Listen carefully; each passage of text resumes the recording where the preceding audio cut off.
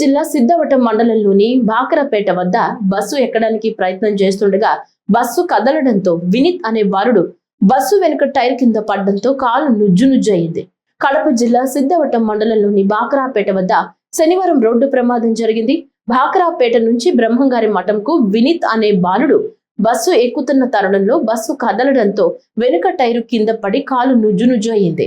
దీంతో బాలుని వెంట ఉన్న తల్లి రోదన వర్ణనాతీతంగా మారింది. తీవ్రంగా గాయపడిన బాలుడిని కడప రిమ్స్ ఆసుపత్రికి 108 వాహనంలో తరలించడం సిద్ధవటం పోలీసులు దర్యాప్తు చేస్తున్నారు.